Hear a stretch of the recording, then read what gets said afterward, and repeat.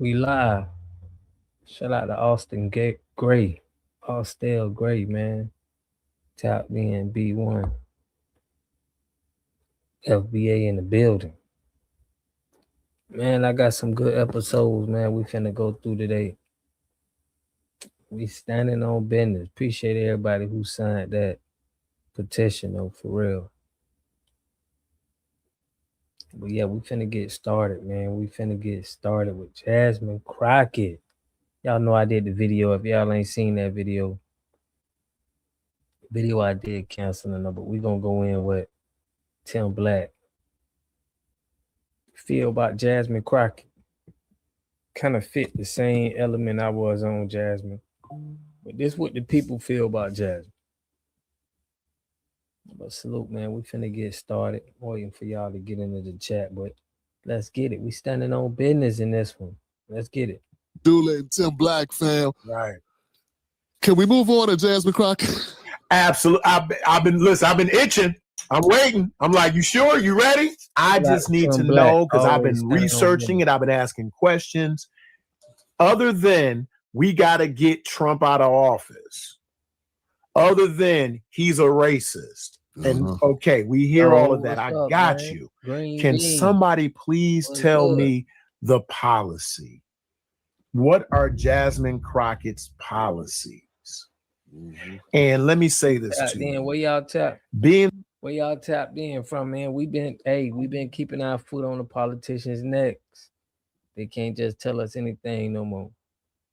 We need to understand the policies. If you ain't saying the same policies we saying, we ain't believing in it. Check that it out. I'm a member of what they call, I hate this term, the Divine Nine Black Greek letter fraternities. I have a ton of friends and I have family who are members of Jasmine Crockett's sorority.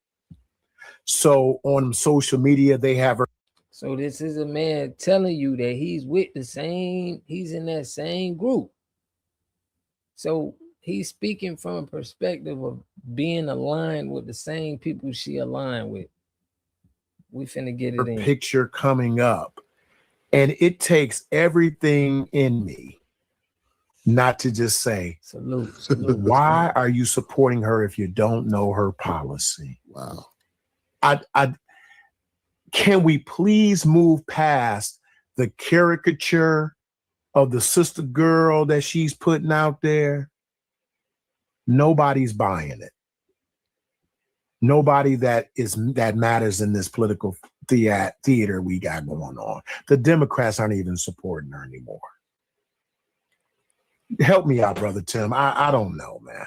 If I could disagree with anything, I would. All I can say is, I believe that Black people suffer from identity politics. I think all people suffer from identity politics. Doc knows. He's been watching my show for a long time. I interviewed Andrew Yang. I didn't know Asian people wanted to be president until he ran. They was everywhere, fam. So it's not just us. So I don't want to just be like, Black people need to get over. Fam, look how you in New York. I ain't gotta tell you. You in New York. You see how they acted to Ma'am Dottie. The reaction of immigrants. They're not even from. I forget where he's from, but they're not even from where he's from. But just the fact that he an immigrant, they like, that's our guy. There's so much to that that's in all of us. Yeah. Look, Black people, we do not have. I believe we do not have the room where we can, the luxury. We don't have the luxury to operate like that. We got to get something for our dollar. Absolutely. We got to get something for our vote. We got to get something for our advocacy. We can't afford. Maybe the Asians could afford to support Andrew Yang, and he'd just be talking about robots and talking about. He did have one policy, UBI, but even Andrew Yang had a policy. Thank you. Yeah, universal basic income. He was talking about that, and he had a bunch of crazy ideas, but that's the one that stuck. And 20 years, wasn't that? 10 years later, we still talk about it. That's right. He didn't invent it, by the way, They've been talking about that since Martin Luther King days, because it was universal basic income and government jobs. Yeah. These are things that have been in a lexicon forever. So basically, anybody supporting Jasmine Crockett, they just supporting the character, really. They not supporting nothing by policy. Now, I did see something with Dana the Doubter. Y'all know we had to counsel her for her conduct that she said about FBAs, but she did something promoting Jasmine. I ain't check out the video, but we may take a look at it. She did something promoting Jasmine as having some reparations policy, but we never heard Jasmine talk about it. But she promoted on her channel, kind of like she took some kind of marketing money for her to try to promote that she's for reparations right now. But let's go. But yeah, to your point, I'll pass it back to you, Doc. Black Americans have to let go of the need to be represented through others. We need solutions, not symbols. I'm going to say this, brother, and I'm going to tell you this. I genuinely believe what I'm about to say. We don't have the room, nor the luxury, I think that's the apropos word you use, the room or the luxury of having identity politics lead us in the political conversation. And I'm going to tell you why. We don't have enough history of politicians getting in office and doing what we need specifically. We don't have that history. We don't have enough politicians who are open and bold enough to get on camera and say, I want to help my community. Now, every other community does that. Ilhan Omar did it for the Somalis. Peace and love, Mickey. She was very upfront about that because her constituency said, you're one of us. You got to do for us. And she said, I absolutely will. We don't have that. And because we don't have that, the ground zero for any Black politician coming to us for our vote should be, this is what I'm going to do for us specifically. If you're not starting the conversation off there, we shouldn't even be listening to you. That's just the long and short of it. And right now, because of we are in dire straits as a community. Yes. And if we're not hearing you say, I want a anti-Black hate crime bill on the docket, that's something I'm pushing. If you're not talking about reparations in the form of cash payments and other programs for the descendants of American chattel slavery, if you're not talking about a living wage, if you're not talking about doing what Brother Dick Gregory said about 30, 40 years ago, tying law enforcement's ability to carry weapons to a license like a doctor. Yeah. People don't know about that. Yeah. Because he said, what do you hate me more than you love your well-being? Your retirement. Which one you hate more? You hate your retirement or you hate me? Because if you love your retirement, you're gonna let me live. If they're not coming to the table with that, I don't want to hear anything else. I don't want to hear about minority coalitions. I don't want to hear about lift-off programs. Yep. As a Black community, we need people. There y'all go with the Jasmine Crockett that was in my comment section that we don't want to hear about this Black and Brown coalition. We tired of being tagged on to other people. So, they be trying to come at me saying Jasmine is representing us, Jasmine Crockett this and this. She has not said no policy that we can think of that connected with us. To step in and say, this is what I want for the Black community. Because guess what? The Black community advancing, the entire country advances. Right. And people don't want to accept that fact. Yep. If you lift anything up from its bottom, everything moves up. Yeah. And it moves up to its highest height. And that's the problem. They're not lifting from the bottom. They're lifting above us. They lift at the top, and it goes oh so far. There it is. There it is. So when we talk about Jasmine Crockett, my question is, we could take the Black community off the table.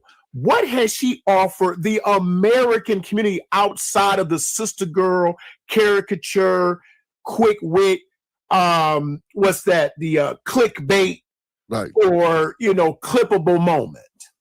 Yeah. I mean, the part that's been so frustrating for me is that I'm in the media space. So I know I peeped her game 2 years ago. Mm-hmm. It was just the elevator self. Yeah. The people that are pushing Jasmine Crockett don't need politics to work for them. Just because they're black does not mean they need politics to work for them.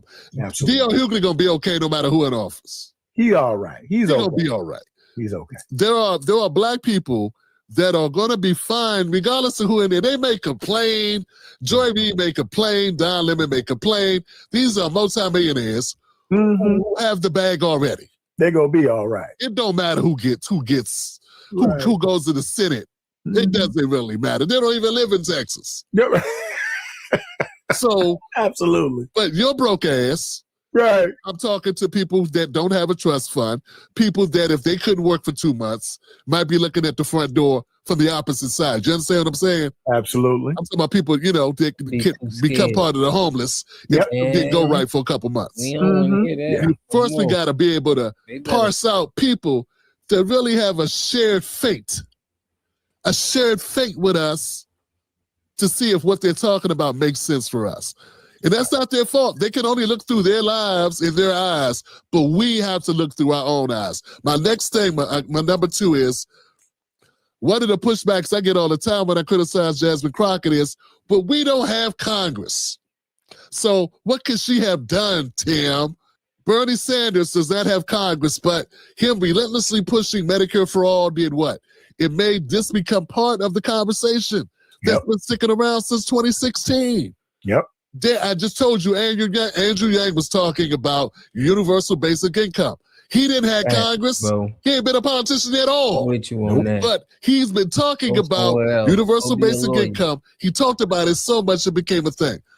So don't tell me Jasmine Crockett, just because she doesn't have the House and the Senate or whatever, the Democrats don't have it, that she is somehow off the hook for not having an agenda that benefits your life, my life, my kids' life.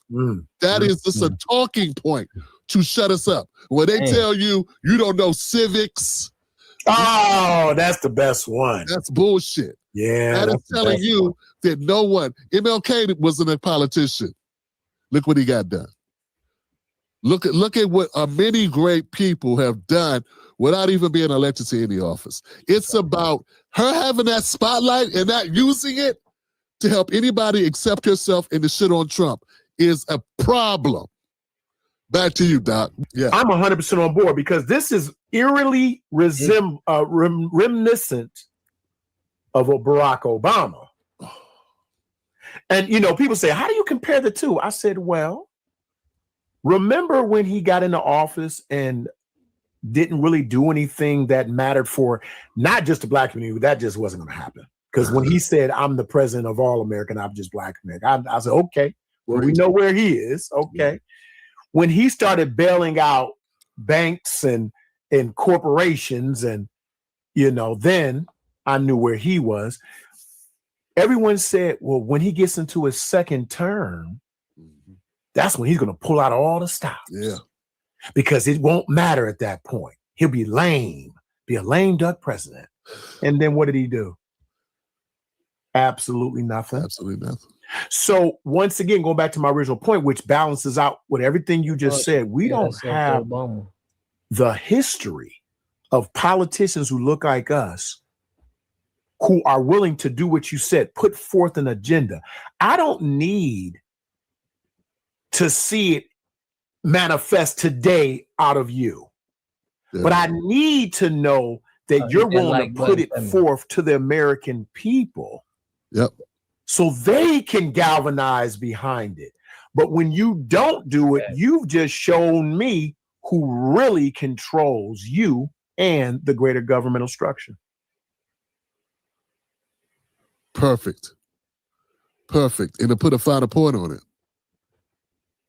it shows your priorities, how warped your priorities are. Black Americans have an immense power in the country. We are the soul of America. We are the conscience of the country. And we are so influential. And not just, and you know what, to say the country is kind of limiting because for real, we influential all around the globe. Ouch. You go to Japan, you see Japanese kids dressing like somebody, right here in DC or right in New York. That's right. Flatbush. Right. Our culture, we are influential to the point where if Crockett, not just Crockett, this goes for anybody, we'll be talking about her. If she was pushing an agenda, take Ice Cube's contract for a black agenda. Yeah, the contract Black America. Contract of Black America, which is not a new concept. There was a concept there, but 20, 30 years prior, someone came up with a contract with Black America. Now that I did some research on it. But the point is, look how that stuck. You ain't nobody but a rapper. Nobody but a rapper. Nobody but a rapper who had Dr. Derek Hamilton, who actually I had an opportunity to interview him, a good brother. All it took was him having the awareness, him being able to get the attention. He got the people together to put together the program, and Cube didn't write it. He just was the spokesperson for it. He said, I'll present it. I don't care, Stop letting people off the hook. Because you want to feel good. And that's what it all boils down to. People want to be popular. And I had to learn this working in education. The right thing isn't always popular. Sometimes you have to take these slings and arrows.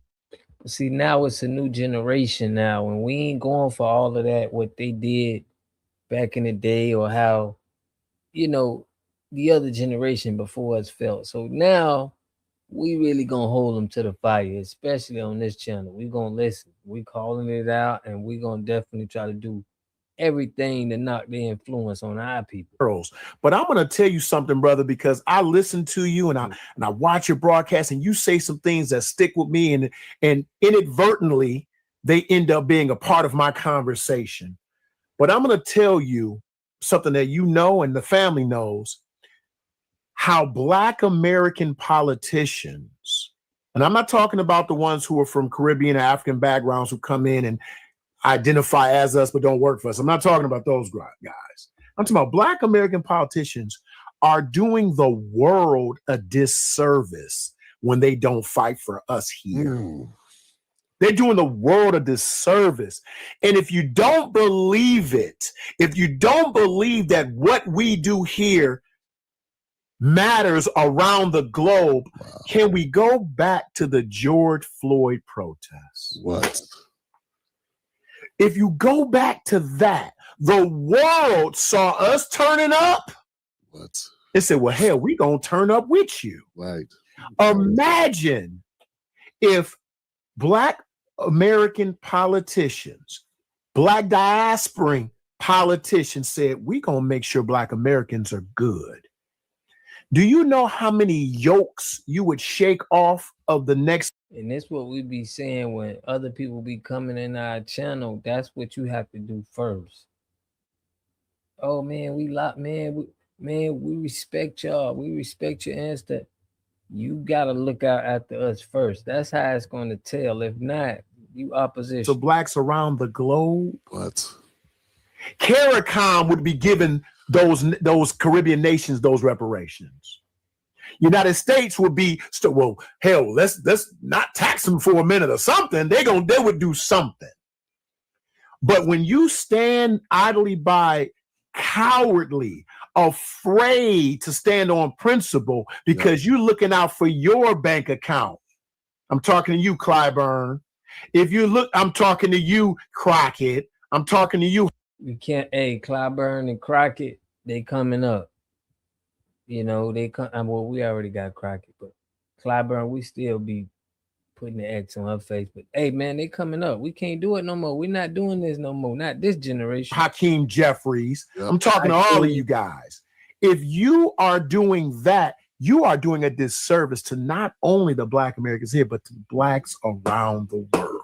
I've been so let down by different politicians, to be honest with you, Doc. That's like, you know what, man? Let me just focus on my people and let me just be a messenger for the type of media we need to have, right? That advocates for us unapologetically. Because the only way we're going to get anything done is to be bold and courageous. Absolutely. You understand what I'm saying? And that we need that. You know, we need our own ADL, Anti-Defamation League. That's what we need. Thank you. Can you do that? Can you do me a favor, brother? Can you say that one more time? We need our own ADL. Thank you. I appreciate that. You know what I'm saying? That the Anti-Defamation League that the Jewish folks have, we need that. That's uncompromising, doesn't beat around the bush, advocates for Black Americans. You can advocate for whatever you want. This is who we stand on. This is what we stand on. It's too much kumbaya.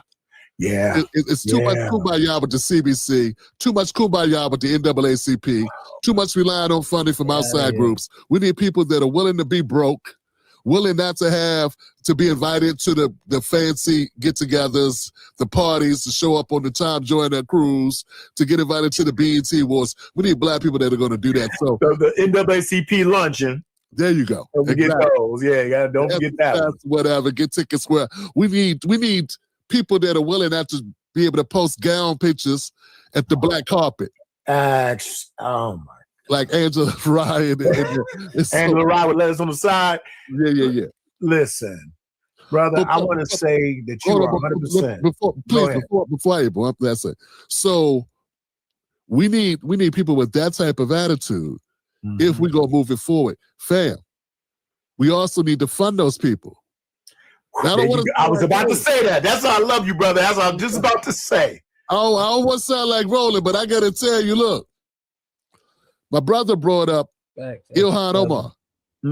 I was listening to a Fox News report, and I'm going to talk about it on Friday, where they said Ilhan Omar 3 years ago was worth $65,000. How much you worth now? 30 M's. In 6 years. No, 3 years ago. 3 years. 3 years ago. 6. I don't know where the money came from. Oh my goodness. I'm not saying Black Americans will be able to outfit media, media to that extent. But we got some money. Black Americans got some money. It's just where do we put that money? We got money. Where do we invest that money? Absolutely. And so back to Jasmine Crockett. We need to fund politicians. You see how Ilhan is crashing out for her people? Hey, listen, won't accept responsibility for nothing. We caught their hand in the cookie jar so many times. She's still saying, "No, we're victims." We need that too. No. I'm going the other way, bro. We need that. Yeah, we need that money. We need people to crash out like that for us. Absolutely. If we don't fund us, they can't crash out for us. We don't. The problem is that we have too many of our politicians too busy trying to give excuses. There you go. So it's like they have to step out on faith that if they ride or die, we got them. We gonna take. But they gotta step out first because nobody wants to throw their money away. Yeah. Nobody wants to throw their support away. So I understand it. So this is where Jasmine Crockett fucks herself. And all those who don't stand on business. But people don't believe in you. Not really. Not enough. They want you to win because you look like them. But they don't believe in her enough to send a whole bunch of money. Ain't nobody send a whole bunch of money to Jasmine Crockett. Absolutely I don't believe it's happening. Absolutely not. And I'm going to tell you something, brother. And I'm sending this right to Jasmine Crockett. Sister Crockett, if you were willing to have an agenda that would specifically help your community, you would be amazed at the support, the level of support you get. There is an entire movement that you may not even be aware of that is sitting here waiting for a person who has commanded the limelight, who has notoriety, who has a level of appeal. I gotta give you your credit. You have a level of appeal. You'll be amazed how many people would give you their last. But I'm not sure. Maybe you just want the big pat dollars. I'm not sure. Yeah. But I'm telling you, your community would not only benefit, they would support you. That's where we are today. We are much more politically savvy than we were before. The civil rights generation, they're almost all gone. Yeah. You know, we're the OGs now, Generation X. Yeah. True. We're the OGs now.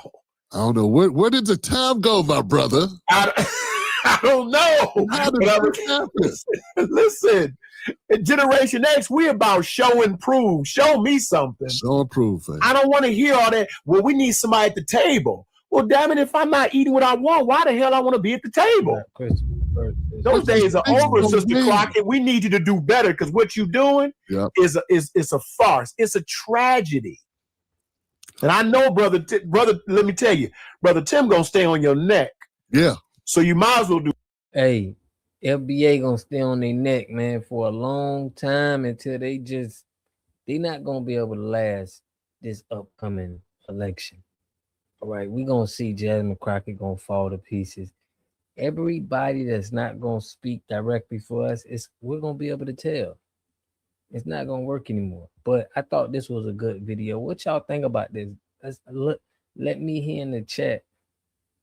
OG in the house, but not bending with tethers. I want mine while I'm still here. Facts. Shout out to P. Russell. She ain't getting your money. I feel you, bro. Peace, Shame TV, bro. Salute. Yeah, so this was, I like the energy they was talking. I like, the message they was giving politicians. Like, we not doing this no more.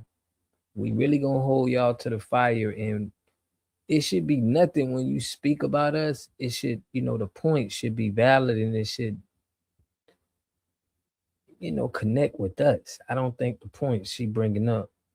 Saw this stream, it was solid. Salute. Man, now I got a bunch of us. I'm gonna play this video, and then I'm gonna let us call in to the show. But the live chat was hilarious. I love the Wolf Pet. Shout out to him, man. I appreciate they content. But this is our boy Unapologetic. About Minnesota. Let's get it. I lived there for the better part of 18 years. And being affiliated amongst an organization, this is one thing that I've gleaned from the black community in Minnesota. Now, even though there are people a part of organizations, aka gangs, it didn't matter what affiliation you had, Crip, Blood, Vice Lord, GDPD. Motherfuckers wasn't on that gang shit in Minnesota at all. Motherfuckers just trying to make money. We called it money soda. Like, you go up there to make money. You feel me? I like Tim Black. Yeah, Tim Black solid. Is when I first moved there, the Somalians weren't aggressive. Over time, they started to have kids. And these kids learned drill culture from Chicago. A lot of niggas in Minnesota is from Chicago, as am I, right? We came with our affiliations, but we did not come with the gang mentality. We want to get money. It's a money state. That's all we do. Now, all of these, it's called Little Mogadishu on the Cedar Riverside, right? All these Somalians got Crip. But it's not about them just claiming Crip. It's about them actually doing gang shit. Not only that, they trafficking underage women, girls. You hear me? Ends left and right, shooters left and right. They ain't worried about getting no money because they taken care of by the society, by the socialist society that they live in. That's why they don't got to do shit. That's why they out there fucking up the city. This ain't about race. This is about right. And what I do know is once Omar, if he becomes mayor, the city just gonna get worse because he's gonna socialize his community more, which will allow them to be even more aggressive in the community. They stealing cars, crashing them, running up the wrong side of freeways and more shit. These are all Somalians doing this shit. There's a black man you can vote for, and as a Republican in Minnesota, I would implore you to vote for him and delineate away from him because he's black. And they're pushing him in your face in the media. That's why you think you need to vote for him. Because Omar Fateh is all you see. This is New York again. The nigga in New York, the Muslim nigga in New York that's gonna basically tear New York down. and rebuild it into a socialist society. We ain't going for none of that shit, G. I've been telling people to leave Minnesota for years, and this is one of the reasons why, because Minnesota does not care about black people at all. And he will. And the black people, American blacks in Minnesota, will continue to get shitted on. Well, y'all can see I did that video when I told y'all about it was an act of 1893, or I think it was 1923, and they had an act where it was a refugee spot, and that's how the Somalians got in there and did all of this. But it's still undermining the indigenous black people that were there. So it's letting you know that they're not even holding that act to this day. Well, so let's talk about Somali hate, and especially this fella, who I found to be a very interesting fella. Now, for those who don't know, currently being Somali is like having a target on your back. Currently, like across the world, in the United States, in Kenya, in South Africa, people are posting a lot of Somali hate, and it's something that I've been personally accused of doing, even though I've never pushed any kind of hate towards any kind of group. I mean, I dislike Somalia. Okay, that's not secret. I hate Southern Somalia because it's a freaking hellhole, right? Where kids get married off, and where terrorists are being harbored, right? And here's the thing.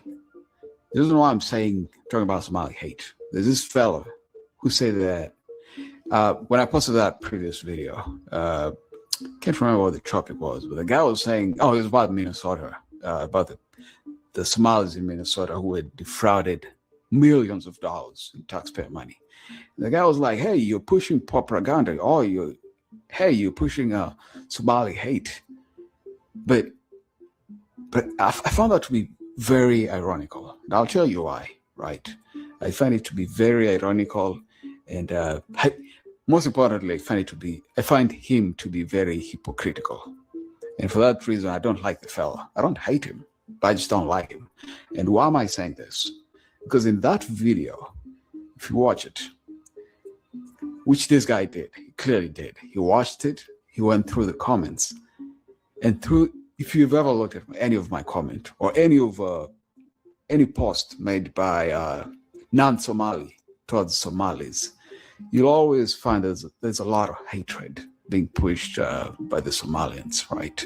And so this guy read all the nasty comments, which I usually leave. All the nasty comments calling me Jarer. All the nasty calling, which means kinky hair. Dang, you saying the boomers jammed us up? Yeah, they think being held accountable, Mickey, is hate. Nah, we just picked up on it. So we just want y'all to act accordingly. Yeah, by the way, all the nasty comments calling me a Adon, which means a slave, right? All the nasty comments calling me Barria, which is also a slave, by the way. So yeah, I went through all those comments, and he still... It's funny that the Pan-Africans are not speaking up for him, too. The people that's pro-Pan-Africanism, they're not even speaking up. So it's like, they know he didn't call them out, right? He didn't call them out. He didn't tell his fellow Somalians that, hey, this is wrong. You should be insulting this guy. He didn't do any of that. He just went straight to the comments and started claiming that I'm hateful towards Somalians, right? Even though I said nothing in the tune of that. So for that reason, I don't know how to feel about Somali hate, or Somali Nate, or Somali Kate. I don't think everyone calling out, or someone calling out Somalis misbehaving, I don't think that necessarily means it's hate, right? It doesn't mean that they dislike you. It just means that they don't like your behavior, right? If you steal something, what do you expect? You want us to like you for stealing from autistic children? I don't know about that, man. Yeah, because when people look at them, they're gonna tie them up to us. Oh, black. Yes, black people. So y'all using our identity and it's going against us when they see what's going on. We're gonna get that's black crime. Pan-Africanism is too worried about being Africa down FBA throat. Yeah, they is doing that. So what if we dislike them? Is that a problem? It's facts. It's like, you know why that seems a little extreme. And what's interesting, by the way, is that some Somalians in the comments were actually saying, hey, this is great, right? This is amazing. People stole the money and there's nothing you can do, right? You can even see, you can go through that post and see. The guy was like, hey, we stole it. And so what? What can you do, right? This is Somalia. So like he puts a Somali flag, greater Somalia flag or something. There's some weird shit like that. But yeah, my bottom line is, check this out, y'all. A Somali elected official was arrested on felony gun charges, and the timing lined up with the largest federal immigration crackdown on the Somali community in Minnesota. Y'all like the video right here, follow for more. And let's jump into this one. So viewers see two stories happening at once in two different states. Both point to the same problems that leaders ignored for years. Federal agents surged into Minneapolis and St. Paul. Over 100 officers targeted Somali immigrants with final deportation orders. This came after fraud cases involving children nutrition, housing stabilization, and autism programs. Prosecutors say the losses reached billions, y'all, with a B, and some money may have even gone to Al-Shabaab. Federal agents say the network was bigger than anyone admitted. On the same day these raids began, a Somali city councilor in Lewiston, Maine, faced felony indictments. Prosecutors say he stole firearms and claimed to live in a condemned address tied to a major drug raid. Reporters found no record of any threats against him despite claims of danger. He will still be sworn into office in January. Oh my God. Mainstream outlets have begun to acknowledge cultural issues in the Somali communities. The New York Times quoted a Somali American professor who said Somalia's dysfunction shaped attitudes toward government and accountability. Researchers at the Manhattan Institute argued that clan networks and informal economies carried over into Minnesota. Yeah, no shit. Norway reports similar fraud patterns among Somali immigrants. Reuters documented long-term corruption inside Somalia. Ilhan Omar was confronted on CNN with these facts. Instead of addressing responsibility, guess what? She blamed program design and avoided the underlying issue. Of course she did. This pattern of deflection has frustrated residents who have seen fraud become the normal. Somali communities in Minnesota now number around 84,000. Many arrived as refugees. America offered support. Some repaid that support with fraud on historic scale. Trump's administration responded with enforcement, deportations, and accountability that state leaders avoided. Voters feel the contrast. Democrat leaders protected political narratives. Federal agents acted. The message is simple. The era of excuses ended. Decisions now have consequences. Y'all like the video right there. Follow for more. Let me know what you think in the comments. I'll catch you on the next one. Like a weird campaign to cover up something. They're covering up something. I don't know what it is. Because these people did not run away from the system. They have been charged. They are in prison. The people that did the fraud are in prison. And that should be the end of it. For them to keep talking about this over and over every fucking week. So one of the things that I've noticed about this hate against Somali people is that the hate is fueled by jealousy. Many Somalis are U.S. citizens. So 98% of them are U.S. citizens. Over half of them are born in America. So they're U.S. citizens. So it's not about their citizenship. It's about what they represent. Many Somali citizens are successful. They're business owners, they're doctors, they're lawyers, they're teachers, they're professors. And so many MAGA Americans have been in America and they can barely afford food. They buy food on credit. A lot of them are homeless. A lot of them are living in trailers. But before their very eyes, immigrants came, became successful, built businesses, built communities. And so the hate is fueled by jealousy. We know this kind of jealousy all too well. Now, Go watch this video. I've uncovered the truth about Somalis. Watch this video, come back to this video and tell me about your own story. Because the story of Somali, the story of Nigerian Americans, the story of Russian Americans, Italian Americans, Irish Americans is the story of Americans, whether you like it or not. Go do something meaningful. Otherwise, jealousy will unalive you. See you in the next video. Thank you. Bye-bye. Go watch this video on my YouTube channel. Click in the link in the bio. Go straight there, watch it, and come back to this video. Tell me about your success story, how you came to America, had nothing, and built, and you're a homeowner, you're successful, you're buying the best cars, and MAGA people are dying. They see other immigrants living the American dream, and they cannot stand it while they are living a complete useless life. See ya. Listen, Linda, for all the goddamn Somalians that are pissed off of me for making the post that I made, y'all have an in-house problem. Why are y'all mad at black folks? I really want to know. Why y'all mad at us? What the fuck did we do? What y'all should be doing is getting in the field with your own fucking people and the people that actually voted for him. Knock on some goddamn doors. Have a fucking community meeting and figure that shit out. Y'all sitting up here laughing like, so we U.S. citizens. So what the fuck does that mean? Do you not see ICE running down the goddamn street chasing U.S. citizens, handcuffing them, putting them in the back of shit, shipping their asses off? Yeah, they gonna come back, but you're gonna be fucking terrorized first. The whole point is to harass you. It's not to deport you because he knows he can't. Instead of getting mad at black folks for calling the shit out, because we did our fucking job at the polls, okay? We did our job. You need to be arguing with the folks that voted for him because there's no reason he should be able to say anything to y'all. Y'all should all be standing 10 toes down. I'm getting on the news and saying, Wigs R Us, we voted for you. Don't do this to us. Yes, I saw that. Look, y'all got an in-house issue like the Latinos did.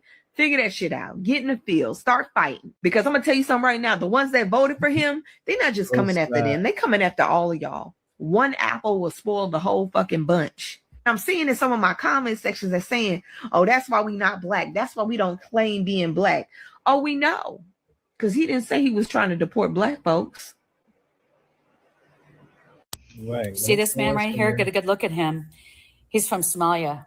He is also a convicted rapist of a 12-year-old who was playing in her yard. This man came through an alley and asked this little girl if her parents were home. Her response was innocently, no, my parents aren't home. Well, he came back and he blindfolded her and covered her mouth, dragged her to a car, drove off with her, and raped her in a parking lot somewhere. He was convicted subsequently. He got 12 years conviction. But what's really redeeming about this story is the fact that the Islamic Community Center of St. Paul in Minneapolis wrote a letter in support of this convicted rapist, saying that what a wonderful community person he is. He volunteers. He takes care of his grandmother. They don't know how the community could live without him. Minneapolis, St. Paul area. This is an immigrant from Somalia who raped a 12-year-old innocent. That little girl will never be the same. This should have never happened, let alone the Islamic community writing a support letter. Somalia is a wretched place in every sense of the word. Corruption is in the bones. Well, of course, we've brought tens of thousands of people from Somalia into the United States of America. Somalia, corruption is in their bones. What? Let's be honest. Every country on earth has corruption. The only difference, Somalia is loud. America, legalized. Hello. Tax loopholes, lobbying, corporate fraud. Every year, billions vanishing. Nobody calls that genetic. What are you doing? Hating. Yeah. 50,000 Somalis moving to one place. Corruption. What? Seriously? That's called community stability support system. I can't stand when he say, like, just say your damn point. Same thing that every immigrant group has done since America existed. Yeah. Asians did it. Hispanics did it. Italians did it. Name it. What are you doing? Hating. For no reason. Immigrant from Somalia that has now been charged with multiple counts of rape in Minnesota, including a minor. What can you share about this investigation? You know, they have said that this administration is just trying to demonize the Somalian community. But we got a criminal here. Okay, Lawrence, this guy came into our country in 2015 under Barack Obama. He let him in legally, just like all the Afghanistans he's been letting in. He let him in legally in 2015. He committed a rape of a child, a horrific rape in 2017. Then he committed another rape in 2024. He's arrested in state court, lives in the Minneapolis area the entire time. Last name Muhammad, he's 28 years old. He's convicted in state court of both rapes. They let him walk out the door on probation. Double rapist. Pled to him, walked out the door. Then under our administration, he commits a new rape. He is arrested. He is in federal custody. We are going back in time now, charging him again with kidnapping and the rape of the 2017 case. And I can tell you there are more charges to come. And again, this is good police work. Mm-hmm. They took his DNA, ran his DNA through databases for all these unsolved rapes. So let's wait and see how many charges come after that. That should frighten everyone. A young woman in her 20s, 7 months pregnant, met an undeserved end. She was strangled, her life abruptly taken from her. The details of this horrifying act were deeply shocking. The crime scene indicated a struggle, showing a woman fighting for her life and her unborn child. The cause? I'm with you on that. They got to bring... I did a segment on that and show that the prisons are not being filled and they suing the state because they're not filling up fast enough. So they gonna bring in, they trying to fill these prisons up because there's so much money in them. Strangulation revealed by the mark of the cord around her neck. The result, a lifeless body and a shocked town. Who is responsible for Saga's shocking end? Her own partner, Mohammed Amin Abdirisek Ibrahim, a refugee from Somalia, charged with a brutal act that's hard to understand. It's also important to mention that Ibrahim was consumed with guilt and shame. His traditional Somali... I'm gonna open the lines up in like 7 minutes. I'm gonna put the link in the chat so y'all can speak your piece. ...values clashing with the circumstances of their relationship, impregnating a white woman before marriage. Saga's story is also about her sister Ida. Ida found herself battling for justice for her sister and her unborn child. Her loss was huge, but her determination was even greater. Ida became Saga's voice in the pursuit of justice. Justice. This disturbing story echoes through the quiet town in Sweden. Remember Saga, remember her unborn child, and remember Ida's fight for justice. This heartbreaking story is more brutal crime. It's a reminder of the need for understanding and acceptance between cultures. But most importantly, it's a story that highlights the disgrace of the man who committed this horrifying act and had to live with his own internal torment. Let me say this clearly. When someone attacks our community and calls us garbage, this is not just an insult. This is an attack on our humanity, our dignity, and our constitutional right to exist as equals in this country. I am Somali. I am an American. And I am sick and tired of people acting that those two identities cannot live in the same body. In the United States that we all envision, we are nurses caring for the sick. We are teachers teaching the next generation. We are business owners, taxpayers, neighbors. We are human beings who contribute to the very fabric of this nation. So when you single us out, when you try to dehumanize us, understand this. Your words don't just target Somalis. Your words target the idea of America itself. The idea that all humans are equal under the law, equal in protection, equal in dignity, and the right to be treated as a person, not a stereotype. And those rights are afforded to us by the Constitution. So therefore, they are not negotiable. They are constitutional. Okay, Mickey B. And let me be even more direct. Somalis are not your enemy. We are not a threat. We are a part of this country and also a part of its community. And we are also a part of the people who help keep this country alive.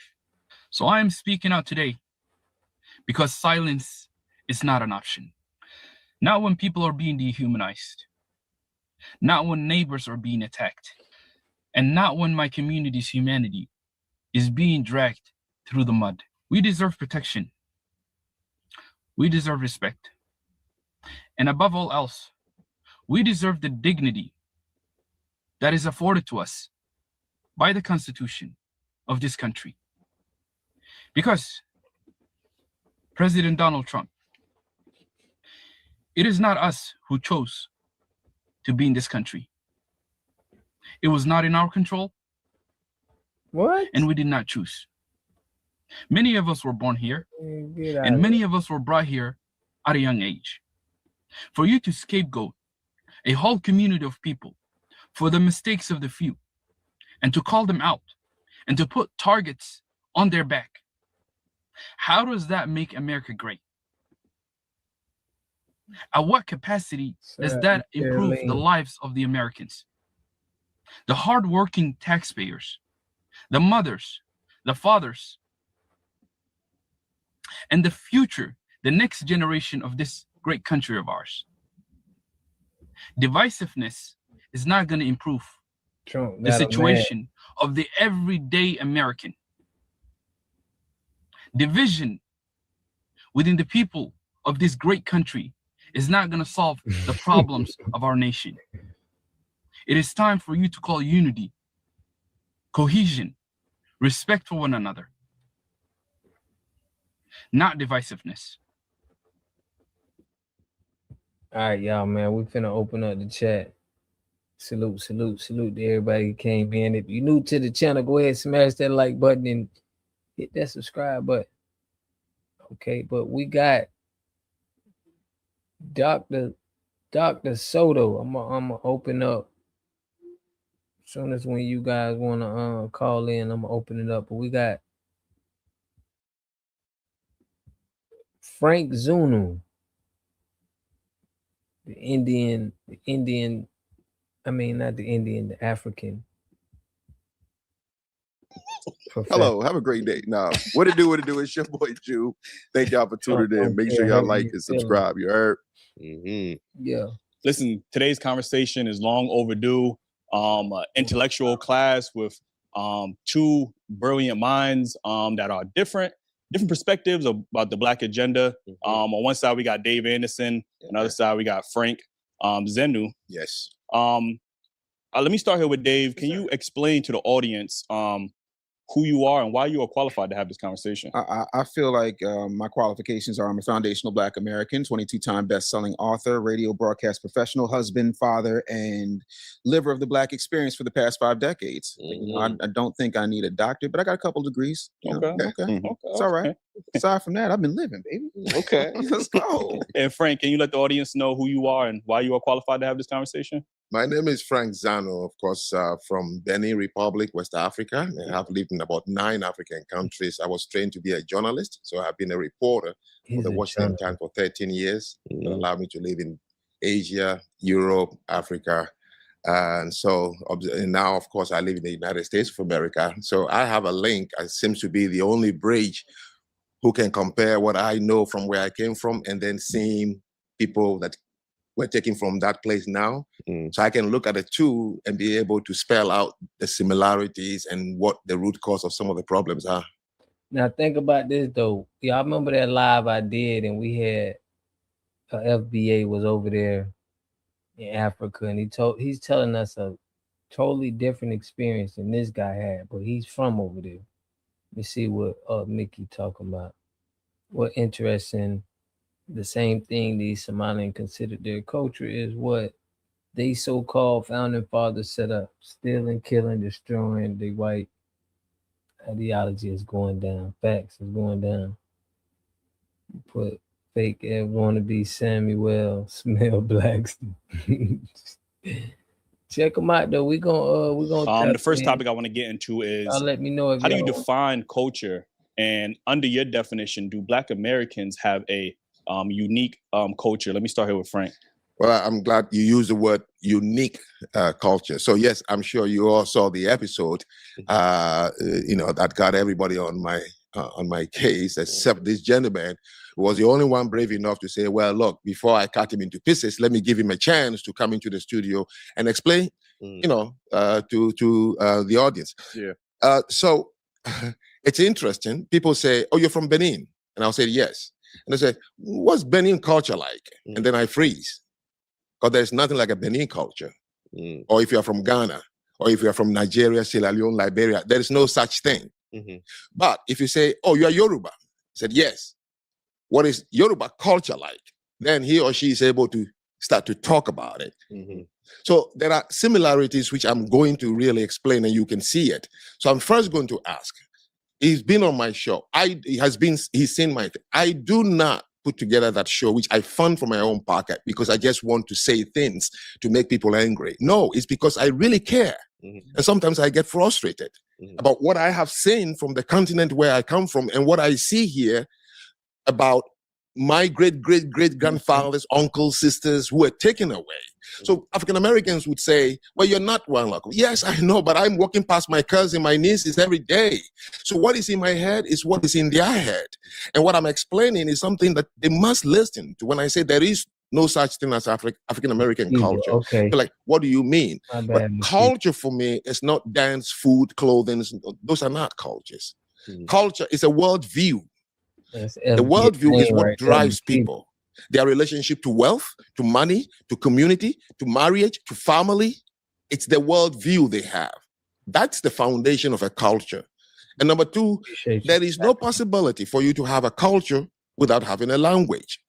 So if you read most of the books written by brilliant African Americans, the first thing you see, the headline is, the traumatic thing about slavery is not merely changing your environment. The traumatic thing about slavery is not merely. But see, he don't understand that he's talking about people like that's in our politics and that's a part of these Greek organizations. So if he brought up the real people, he's talking about politicians and stuff. So if he asks Yoruba or El Igbo, they'll tell you what the worldwide is the culture. This is what practicing our culture right now while speaking. That's what asking you to work long hours. The Russians had hard labor camps in Siberia. Many countries, Japanese had it, where people work and they die. The traumatic thing about slavery is one thing only, which everyone has written about. They took our language away. They took our culture away. They took our history and religion away. I appreciate you. That is a traumatic thing about being a slave. Now, if they took those things away, how and when were they recovered? So I met a gentleman. I was attending a conference in Singapore, and I met this gentleman who was a Korean sociologist. So we started talking during coffee, and I said, oh, I lived in Korea for 2 years when I was reporting. And he said, oh, wow. And then we started talking. I don't remember how the conversation came about when he asked me. He said, so your country was colonized? I said, yes, and my country, his country, Korea, was colonized by the Japanese for 49 years. And he said, what did you guys, meaning referring to people in Benin, what did you lose as a result of colonization? And I froze and I said, whoa, nobody has ever asked me that question. So I said, Prof, you tell me, and that will give me some idea. And he said, no, we're Koreans, we're colonized by the Japanese. So when they left, all we lost was time. We just went back being Koreans. And from that day, I could tell clearly, what did we lose as a result of colonization in Africa? What did you lose as a result of slavery? If you don't fix that which you lost, you're not going to make any way forward. So in Africa, the countries that exist today were never there. They forced a group of tribes that have their own distinct cultures to become a country. So they've lost their distinct cultures, trying to have a culture as a collective, which is never going to happen. So for me, first and foremost, when I talk about culture, I'm talking about a worldview, meaning the collective have to have one reason they are here on earth. And that thing is what drives them. It's what makes them wage wars, conquer people, anything. Right. You ask anybody, in 1884, it was the Irish journalist who finally found a word to describe the English man, which he called the manifest destiny. That exceptionalism of the Englishmen, now you call them Americans. The American exceptionalism is the American culture, that they believe that God put them on this earth to colonize and civilize others. And that's what drives them to go out there and try to give freedom and fight for freedom and do all the things they do. Now, good or bad, I'm not giving any value. You ask the Japanese, he will tell you their worldview. So their dance and food, and no, those are not. I came from a place where, as a young boy, I was given a worldview, and it guided me everywhere I went. So when you meet me outside my culture, you can tell from my behavior, he must come from a culture that believes in XYZ. So a culture becomes more pronounced when you are outside the group. As an individual, outside your group, people must be able to tell. Okay. Dave, what is your rebuttal to that? What the heck? Like that? These people talk about conquering people as if it's a great thing. It's a sickness. Yeah, let me let them slide. It's not so much a rebuttal, it's a difference in philosophy, right? It is, and I think we got to thank Frank for even coming here, because I know for some people this would be very adversarial. Frank and I, we talk all the time. We're very, very good folk. And there's a couple of things that I got to push back on simply because they were not available to us. See, when Frank was born, he inherited a culture. We had to make one with what we had.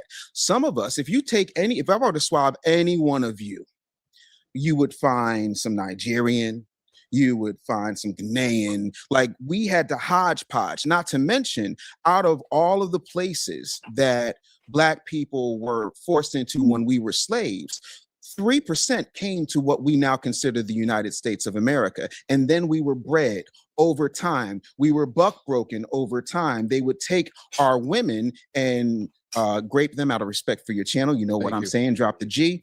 And then on top of that, they had a split breast system. And the split breast system means that one breast would feed the white children of the slave master, and the other one would feed the Black children that were going to be bought off and sold. We also have a situation where we had to face things that no other Black person on the continent had to face. You know, taking our children and feeding them to alligators, lynching, Jim Crow, all of those things. And when you look at it, whether we choose to acknowledge it or not, the pulse of America runs through foundational Black Americans. Who was the first person to die in the Revolutionary War? Crispus Attucks, Black man, foundational Black American, right? Harriet Tubman made the Underground Railroad and stopped it in Philadelphia. There are all of these things that have happened that make it who we are. Now, as a person who was the first Black youth president of an organization called the National Conference of Christians and Jews, to Frank's point, I do agree, you don't really see your culture until you're out of it. So I'm a raisin and buttermilk in a conversation where there's a bunch of white Christians and a bunch of Jewish people, and they're like, hey, we do this. I'm like, no, Black people don't do that. You know what I'm saying? From the way we walk, the way we talk, the way we eat, the way we move. Not to mention, you can't go anywhere on this earth without seeing our influence. The problem is, unlike any other Black culture on the face of the planet, we have been colonized and monetized for profit by everyone, including the Koreans. K-pop ain't nothing but R&B. Let's call it what it is. And it's R&B under duress, because if you look at what happened with Megan Thee Stallion when she was dealing with those K-pop girls, she was like, oh, it's serious up in here. Because if they miss a step, they get what Joe Jackson gave Mike and them, but worse. There are all of these things that take place that no one wants to talk about. So no, we don't have a language because we weren't allowed to speak our language under penalty of death. When you talk about you can't come to the cookout and things of that nature, people forget. Picnic is an abbreviated. We do have languages that we created here in America that we use. The Geechees out there in So we did have language here in America that was created. I just had to hit them there. And Creole was used here in America too. Slang term, which means you get to pick to lynch. Postcards came from pictures that they used to take the back of and mail for people who couldn't see the lynching that they had. All of these things we survived. And the funny thing is, everyone's coming over here and benefiting from the fact that we put out the 13th, 14th, and 15th Amendment. All of those things that started as the Black Liberation Movement, but then got shoehorned into civil rights because everybody wants to come off of our pain. It's still a part of who we are. American culture is Black culture. The problem is, not only did we have to create it, but everybody else got to monetize it. We don't own major forms of media. So the message that goes out to the world about foundational Black Americans is very lopsided. It's very negative. Even Frank said to Nancy, he said, well, what is y'all culture? Twerking? Negating the fact that twerking started in Africa.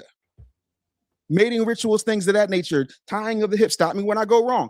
All of these things get put out as if that's who we are. And it's a very limited, very narrow-minded, very sore and very disingenuous snapshot of who we are, because we get put into killers, baby mamas, this and that and the other. And then when you look at how the media is weaponized, right? They'll take people throughout the diaspora and then put them on platforms and then bring them here. I'll give you an example. There's a show on CBS called Bob Hart's Abishola.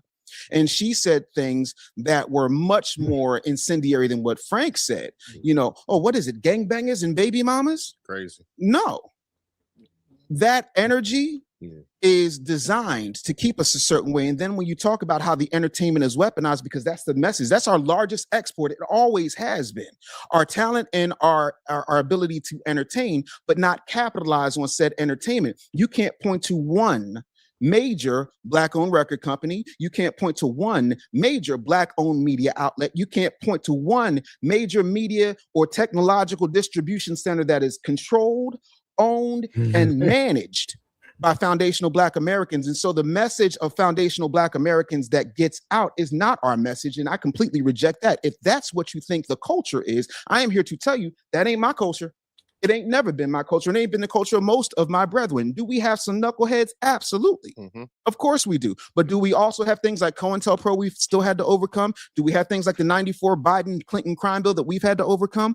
And throughout history, I have yet to see anybody from any of those 54 countries come back. You probably don't even know what COINTELPRO is. They don't even probably know what COINTELPRO is. The war on drugs. We'll say this, and they're not able to comprehend the sophistication that was done on our people. I don't even think they understand. For their brothers that they say that they love so much. I don't remember the warships coming to get us. I don't.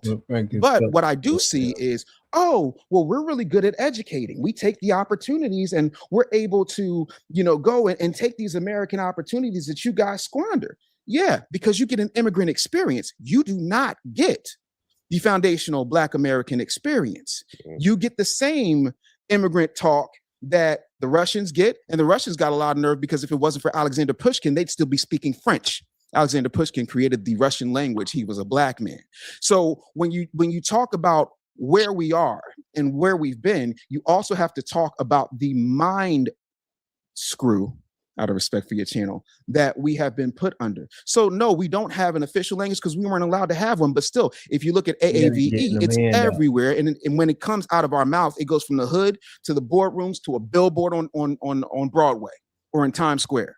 So we have culture, we have influence. And no, I'm not just talking about taking what's the word I'm looking for? Weeds and turning them into collard greens, or taking innards and turning them into chitterlings. I'm talking about the fact that we have persevered and we are the most copied individuals on the planet.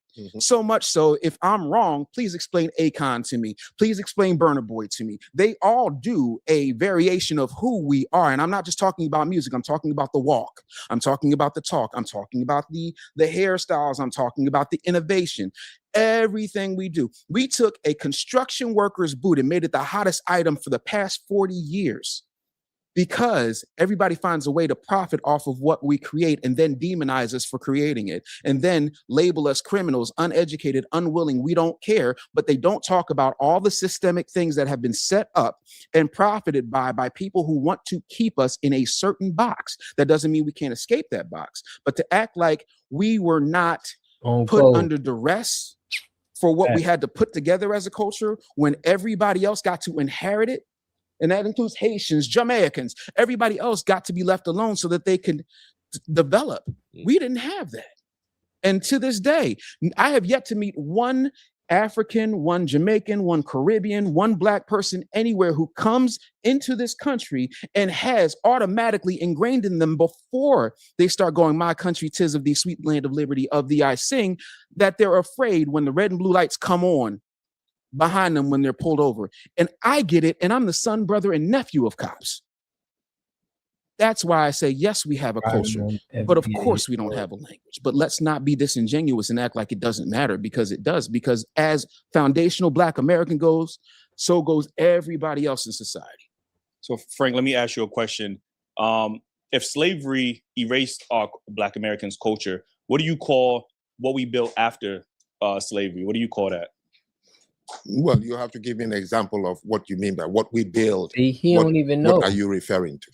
You tied culture back to African and something that you inherit, but you said that got erased during slavery. But we built something. Clearly, Black Americans have built throughout slavery and the culture that we have currently. What I'm asking is, give me an example so I'll be able to respond to that particular thing. Well, like things like gospel is something that we built after slavery. Songs and music, the foods that we eat, that we consume. Sure, songs and music exist in every society. I thought he was going is that not a part of culture? No.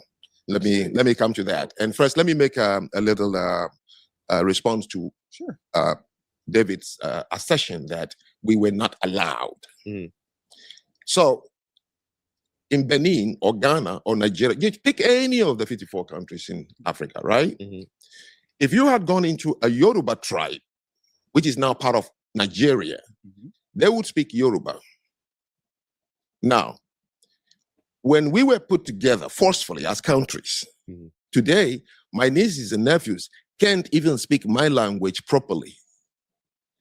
And the French and English, they can't even speak it properly. Because in one classroom, you have 36 kids who come from different tribes in that classroom. So they can only use English or French or Spanish or Portuguese to teach this myriad of tribes now who don't speak their language anymore. African Americans were not prevented from speaking their language. When the ship arrived, it was one from this tribe, that tribe, that tribe, that tribe. So automatically you can speak to each other. And when you don't speak your language for a while, like I've been outside Africa now, going 40 years. If I meet any of my uncles and I start to try to speak my language, I'm interfered by English constantly, and I can't finish it. I can't make a coherent sentence in my own language, because at school, you could not use that language because you are now a bucket of different languages. The same thing happened here. You were brought as a shipload of different languages. That is why Creole and Patois were created. So you use the only word you can understand, a little bit of the colonizer or whoever is controlling you, and try to speak to someone who comes from Senegal. You saying whoever's controlling you, like he don't got this same. God, you don't know what he speaks. So over time, it becomes this hodgepodge of a language called Creole or Patois. In Sierra Leone, they have it. In Liberia, they have it. In Nigeria, they have the pidgin English because they can't speak to each other. So nobody prevented you. All you need is not to use your language because there is no one there to speak to, and the next generation, it's gone. The Jews, however, it was Jews. They took them as Jews. Even though they went from country to country to country, they were lucky enough to keep talking to each other because they can understand each other. So they were able to retain the language.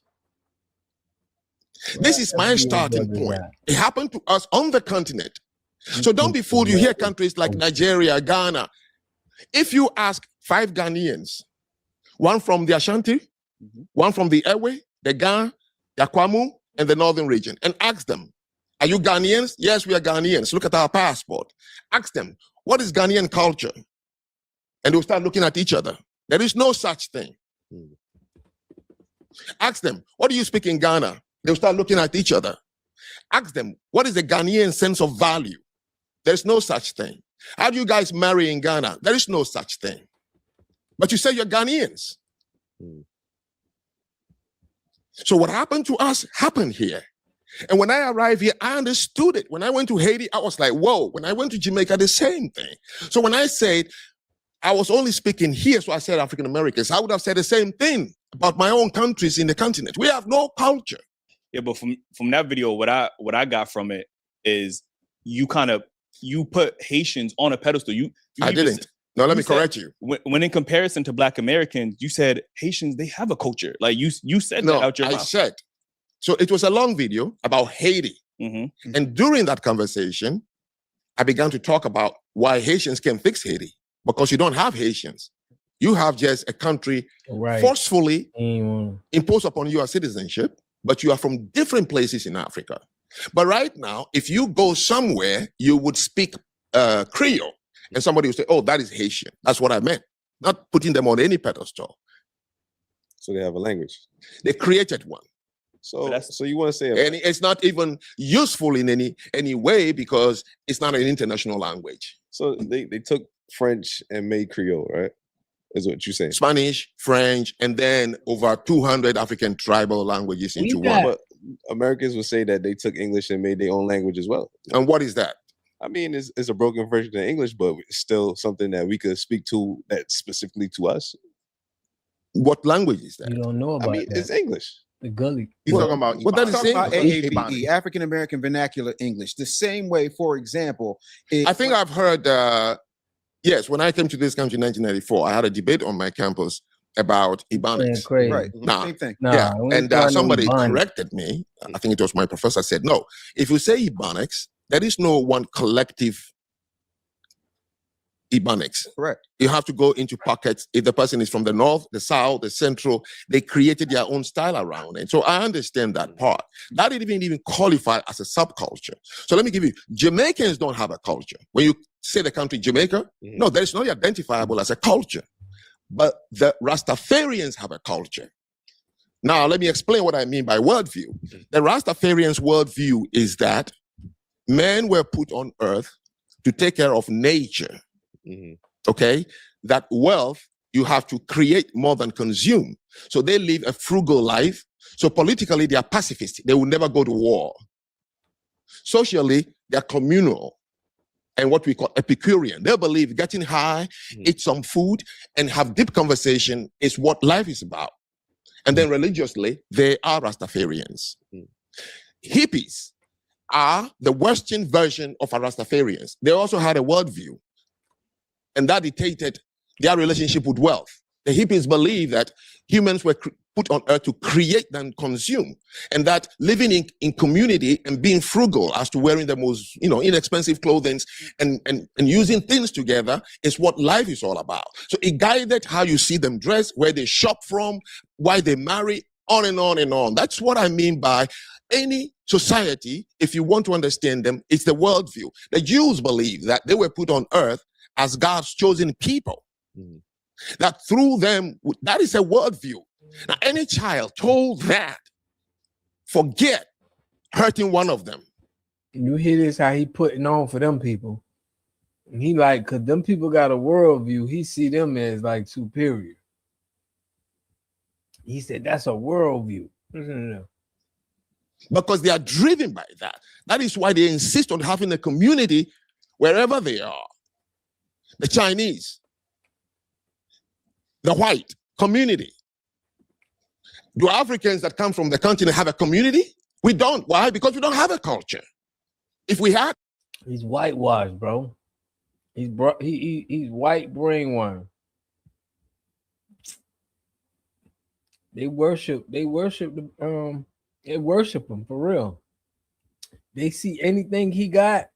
They like, oh my gosh, I want to be like him. It will drive us to have a community. In the 50 states of the United States of America, African Americans don't have a community. They have neighborhoods. Now, People who got angry with me didn't even ask me, what does culture do anyway? What is it that I say you didn't have, that it makes you what?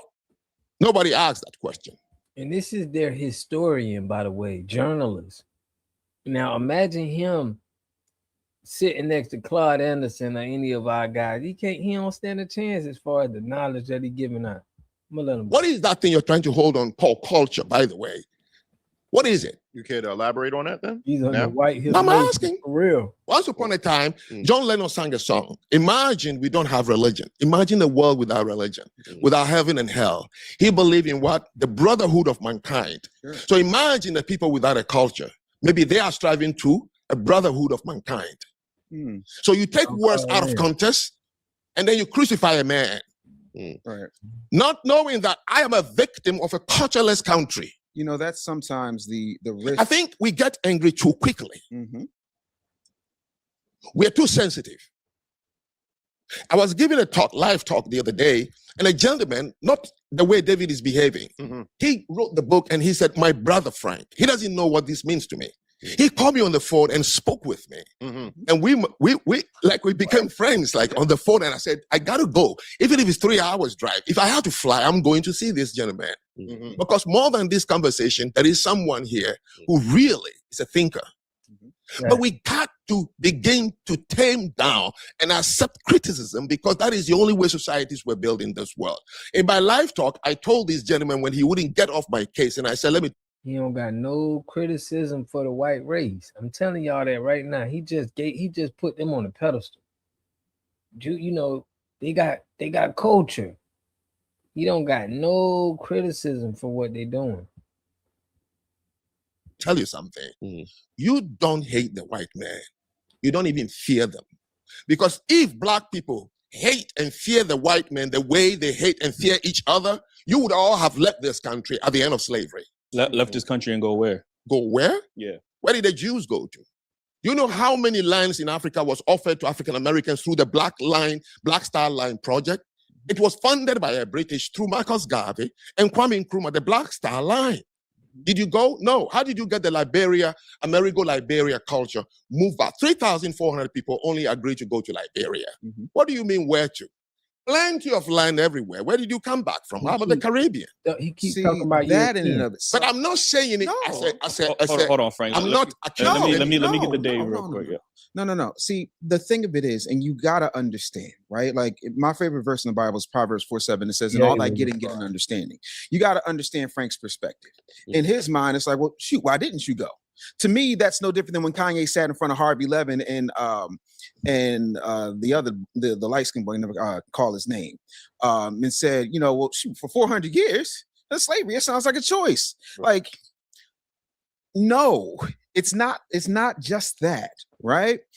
It's bigger than that, because what no one talks about is the psyop that was done to us from 1619 through 1865, and then after 1865 all the way through, right? So if you have been told over and over and over and over and over again that you're less than, that you ain't nothing, that you don't even get the right to call yourself a name, there are certain things that get lost in translation because he does not carry that particular experience. He's got his own experiences, and one of the things that I love, and I encourage absolutely everybody to go to this man's YouTube channel, because when he talks about black on black crime, he does not start and stop the conversation at foundational black Americans. He talks about what's happening in Nigeria. He talks about what's happening in Liberia. He talks about what's happening in Ghana. And that is something that's happened throughout the diaspora. And the one thing we all have in common is that we were colonized and psyoped, but none more brutally than us. So if you think, for example, there have been writings from Frederick Douglass, there were writings from Harriet Tubman, there have been plenty of people who have talked about how many people did not want to leave the plantation because it was all they knew, and they were scared almost to a point where they had Stockholm syndrome. The idea of going back to a place they'd never been or had any historical reference to, because it had been beaten, threatened, hung, stabbed, lynched out of them. Yeah. No, I ain't going back there. Why would I? Now, me personally, I know plenty of people who have repatriated, right? And I know plenty of people who love it. I know plenty of people who get called all types of vacatas and every daggone thing else over there. I also understand that there's a caste system over there. There are people, there have been times when I have been called over there mixed because of the texture of my hair or the fairness of my skin or the narrowness of my nose. Because whether we like to admit it or not, when it comes to a foundational Black American line, you can always find, if you go up farther enough, somebody who played Master got loose in the slave quarters, right? Or as they like to say, Black Buck got loose in the big house, but it wasn't us getting loose in the big house. You understand what I'm saying? So there's all these things. And to the John Lennon point, that's ironic, and I will tell you why.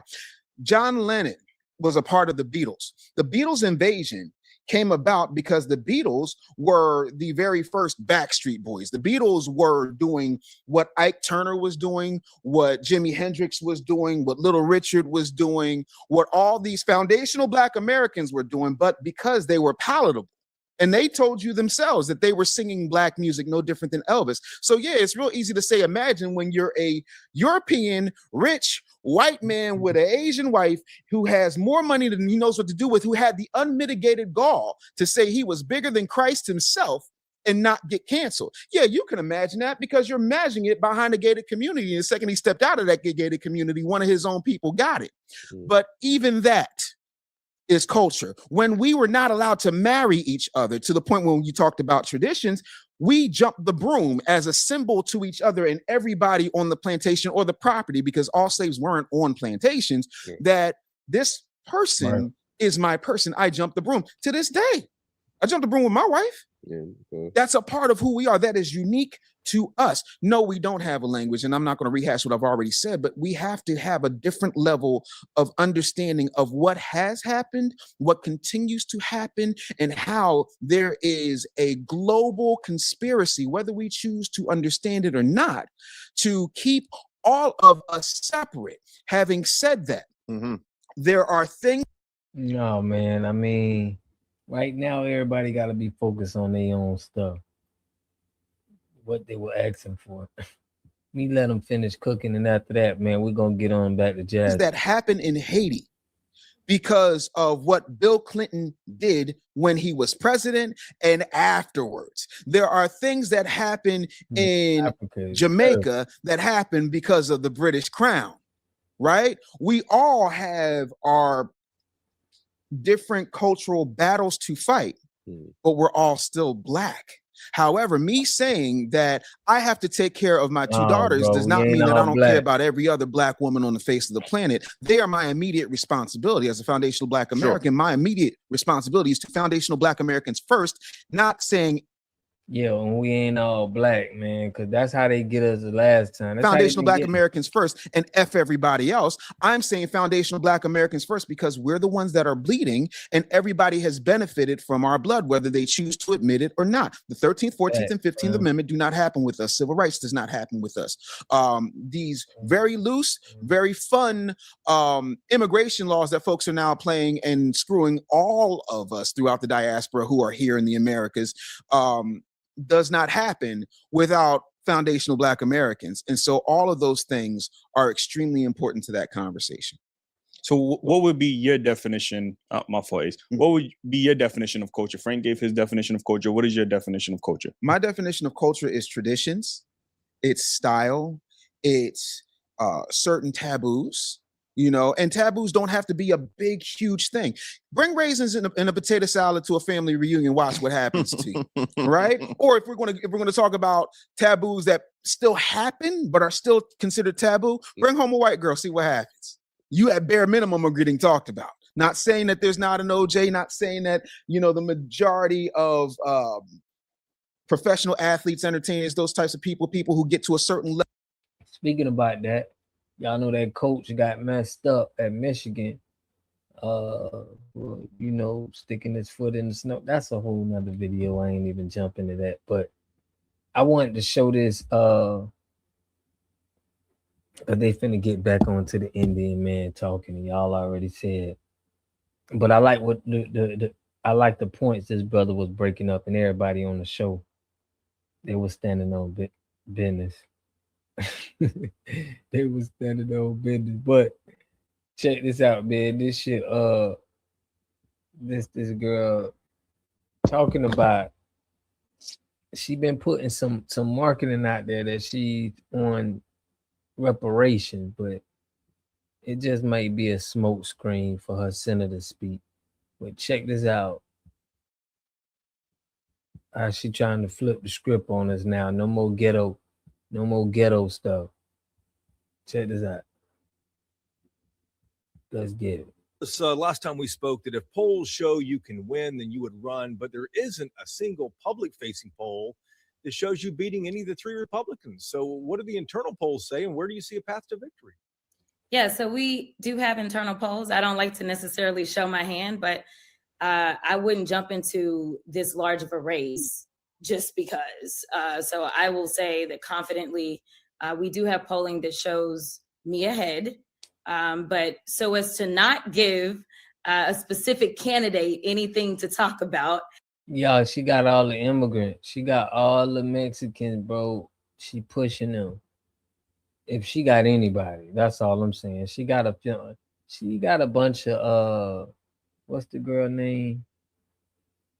The Stallion. She probably got a bunch of them fans if she tag on to a rapper, a female rapper or something. But other than that, I don't see it. I'd rather not. It just doesn't make sense. Listen, this is not a game of checkers. This is a game of chess. But I am telling you confidently that I have polling that shows that. But more importantly, Jason, you and I have talked a lot about expanding the electorate and looking at the elections that we're seeing, just like yesterday, where there was a flip in Georgia, which is down south, just like seeing down in Miami, where they flipped a seat that had been red for the last 30 years. I am telling you that what we need to do is we need to energize people and give them someone that they can believe in to be their father. Yeah, we're gonna check that story out. But yeah, man, he was doing a lot. But y'all know that coach was the same way, the other basketball coach for Houston. If they had sense, they wouldn't have voted for her either, comparing them to slaves. Yeah, she did compare them to slaves, Mickey. You can't trust her. She in it for the money. She's just a face. She's just a face Fighter, someone that they know to be their fighter. And according to our polling, we were able to excite that very coalition that we would need to not only just have what the general poll is saying, but maybe even expand those numbers a little bit in case the general polling is a little off, which we've seen here and there, specifically in the state of Texas. You announced your candidacy with an hour left before the filing deadline. Why wait until the last minute? Yeah, so there were a couple of things about this. You know, this was a very difficult decision, as I stated at that time. In addition to that, if I was going to file, I needed to know what the Supreme Court was going to do. So the Supreme Court only told us a couple of days prior to the end of filing. If there was anyone that started to really mess us up in the state of Texas, it was definitely the Supreme Court, because we didn't even have those lines. And I'll also tell you that most people started talking about me potentially being in this race when I did an interview on Sirius XM. And in that interview, Laree, she was asking me about the redistricting. She asked me about the Senate race. And I said to her, if they want to snatch House seats, I may have to snatch their Senate seat. Listen, I want people to know that this race is bigger than just this particular race, is bigger than Texas, but also think about those down ballot races that now they're saying, listen, we've got 5 seats that were taken. But if Democrats continue to swing at the rates that we've been swinging, which is no less than a 10-point swing, then they may have thought that they were doing the Republicans a favor, but they may have been doing them a disservice. And if you have a candidate that can bring out so many more Texans, I think that with them deporting all of these people is going to hurt the Democrat Party. They're going to have to need black people. It's not going to work. She actually don't look bad without makeup, though. She is kind of cute. Those eye visors she has is on while her eyes do that. But all I'm saying is she's not gonna be able to. There's not an influx of immigrants now. We done kicked a lot of them out. It's gonna be hard for them. Trump finna be kicking them out. It's gonna be hard for them to use a whole bunch of immigrants to win. he may be able to actually even get over the Supreme Court. And so I took all these things into consideration. I also wanted to try to work because there were candidates, as I said very publicly, that I thought would be great assets potentially to the ticket because of their fundraising prowess, because of their name ID, because of a specific demographic that is very close with them to the extent that they have a rapport and would actually come out specifically for them. And so I was engaged in those conversations. Up until the last minute, trying to see if I could figure out what we could do to give Texas its best shot. People know you as a fighter, but let's talk about policy for a moment here. If you were to win and represent Texas in the Senate, what are the top 2 issues you would pursue? Yeah, so for me, it's definitely going to be voting rights. I definitely got to make sure that I throw that in there, but it's housing and it's immigration. So I'm going to lay out why it's those 3, and then we'll move on. So number 1, voting rights. That's where voting rights, housing, and immigration. She want immigrants to vote. She want to be able to have them so they can have a house. So, they can stay there. Doesn't that make sense? Housing, voter rights, and immigration. She want immigrants to be able to be housed in America so they could vote. That's pretty much what she wants. These people are still fighting for illegal immigrants. That's what she said, bro. We get the opportunity to have our representation. And it is clear that we've been thrown into chaos with the chaos leader that we have because we did not have in place a Voting Rights Act like historically we had the Voting Rights Act, which had been signed into law by LBJ. That's number 1. So when we're looking at, will we get the healthcare that we need? Will we get access to the education that we need? Will we get access? But what Black person would care about them 3 points that she said? Maybe I could see with the home, with the housing. But it's clear that she want housing for a whole nother reason because she's for immigration. What happened to her whole bad weed ghetto chick? Now that ain't gonna work now being the senator. That's what they needed her for. It's like they switching her character up right now. To someone who will listen to the needs of the people, we have to make sure that we're going to be fair about the lines that are drawn. So I think you don't get anything without fair lines. And so that's why voting rights would be number 1 on the list for me. Number 2, though, would have to be housing, because right now people are hurting.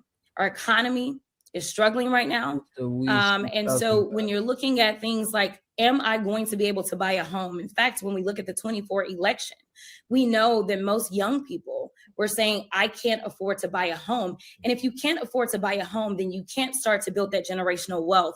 So as we start to talk about this wealth gap and how it's widening, there's so many layers to this, but this is how you build that generational wealth. In addition to kind of like dovetailing on that, and we're us talking about the fact that there is this widening gap, you've got to talk about the fact that I actually want to raise the minimum wage. I think it's necessary. So when you're talking about whether or not the state of Texas or just the country in general is going to be in a better position to be solvent, what we need to do is make sure that you don't have working folk that, as we saw during the shutdown, we're having to line up and go and try to give. But do y'all hear this? This sounds like, this don't sound genuine. This ain't gonna slide. This is not gonna fly with Black people, bro. Real FBAs, this ain't gonna fly. Any of her friends, I know she had a lot of supporters in my comment section in that video. Y'all better go check on your girl and holler at her and go give her another script. This script ain't gonna work. Unless she's getting a whole bunch of immigrants. I don't know what they want. Like, maybe this may fit for what another culture is, but we ain't rocking with this. Y'all let me know. We ain't rocking with this, though. Food from a food bank. These are working people. People saw the images. So right now we have so many corporations that are getting away with not paying a livable wage to their workers and getting tax cuts from us And we're having to supplement and help their workers. That doesn't work for anybody. That is fiscally You may have to go get on irresponsible. a pole like this. And then finally, immigration. I just don't think that you can talk about the state of Texas and not talk about immigration. Now, here's the reality. The plurality of people in the state of Texas are Latino. The reason that See, that's where she tried to be slick when she said you can't talk about the state of Texas without talking about immigration. But you don't want to just talk about us, and we don't want to hear that no more. She's not for us at all. She steady want to push these immigrants down. I bring that up is because whether you support the immigration policies that were laid out, which are not currently being carried out, something completely different is being carried out. We know that there are people that are telling us every single day. In fact, I had a hearing in the Senate just yesterday. So on my first day back, I had my first hearing in the Senate, which is kind of serendipitous, but nevertheless. So we had a joint hearing and we heard from 5 U.S. citizens. They are all of, not all of Latino descent, but the vast majority of them were. Yeah. And they were talking about what had happened to them. They had talked about being shot at. They had talked about being incarcerated. And it was all because of the color of their skin. So regardless as to whether or not they believe that we should be stronger on immigration, what's happening right now, violating people's due process rights, that is something where people are being racially targeted. And I think that you can't run for this type of seat and not address that when 41% of the state is Latino. So there's the excuse. She's trying to tell us that this the reason why she ain't on our topics. She's not speaking for Black people because we ain't a percent. We're not big enough. We understand that the money, like when they go to attack and want to make money, it's better for them to go to be like Officer Tatum. She don't want to stand on business. She don't want to stand 10 toes down for her people.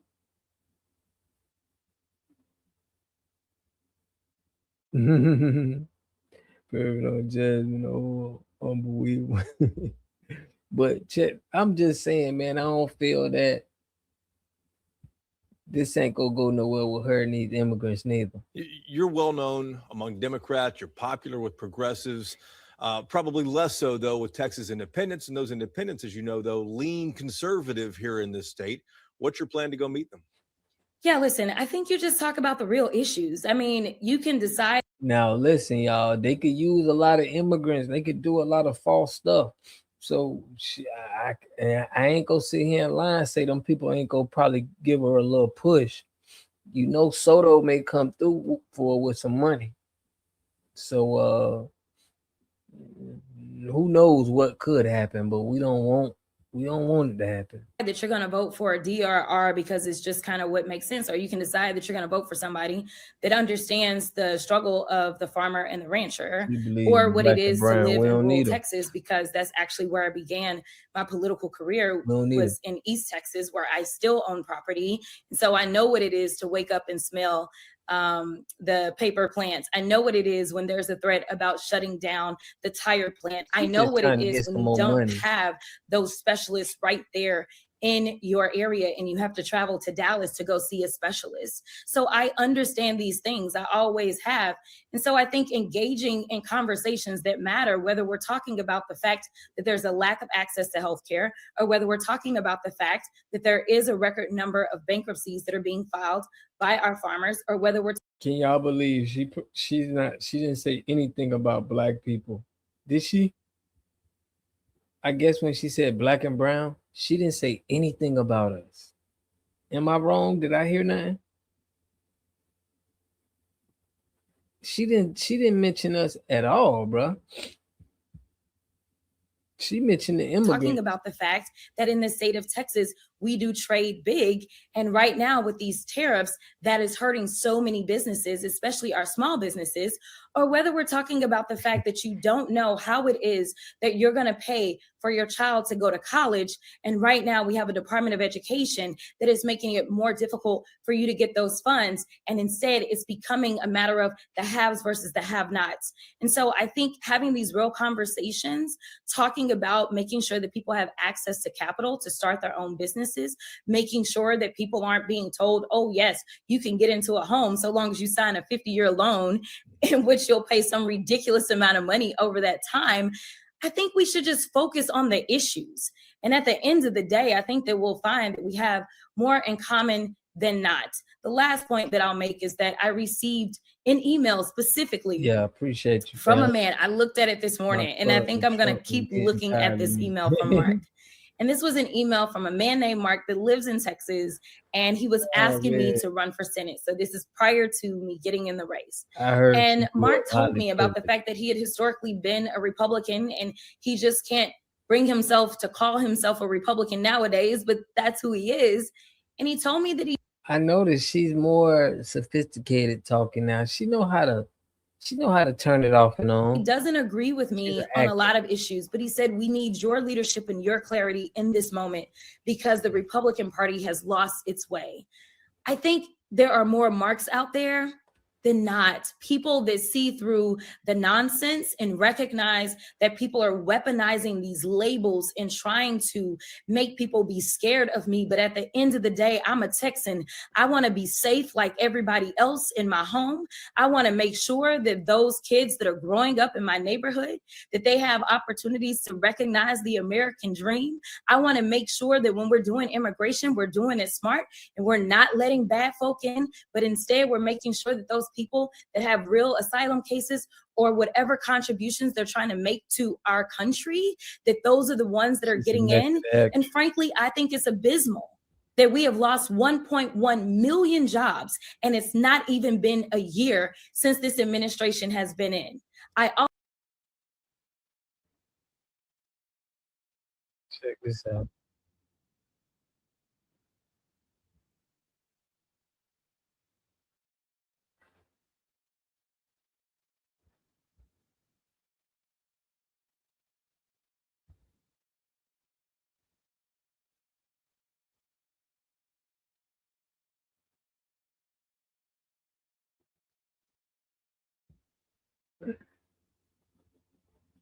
$1.1 million was deported.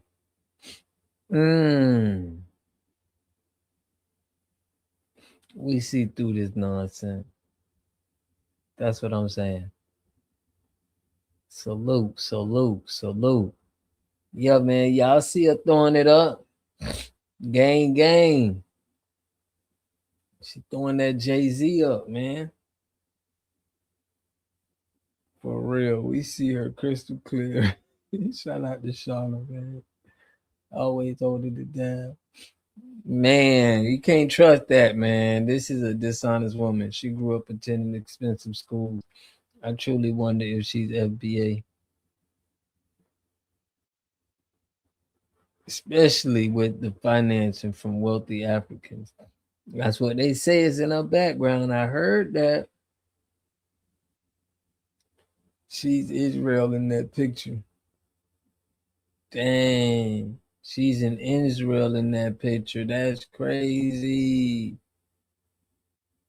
Small hats, girl. No, Mickey, for real.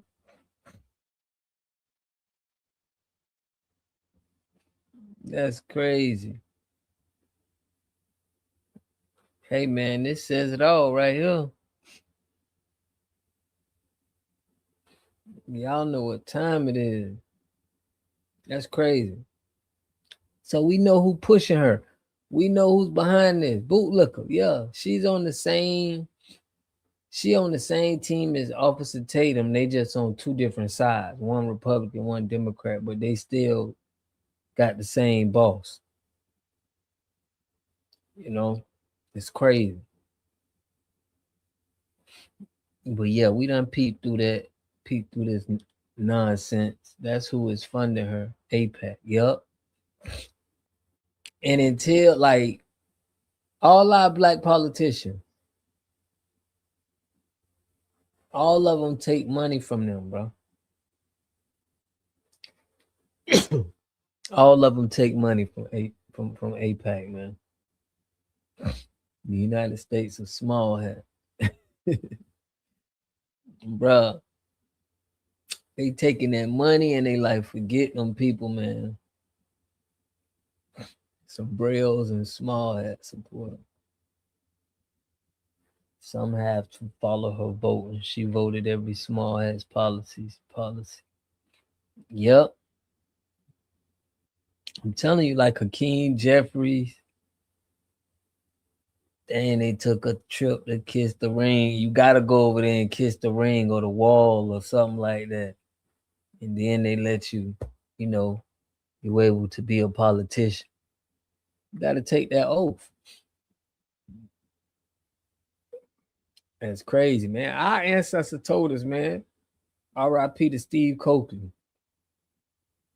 His research showed us what they gotta do. They gotta take the oath.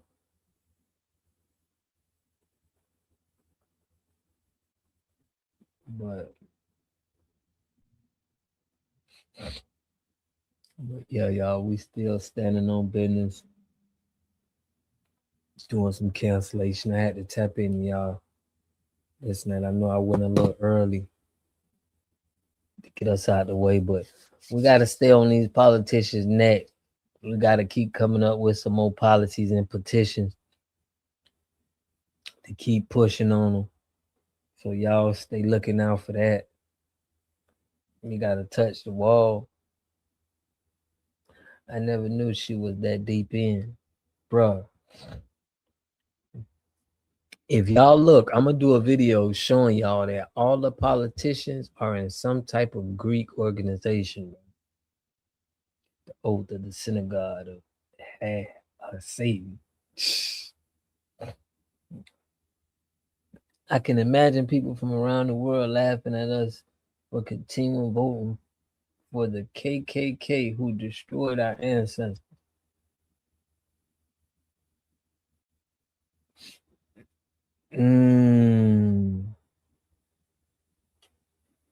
That's crazy, ain't it? They signing up for it.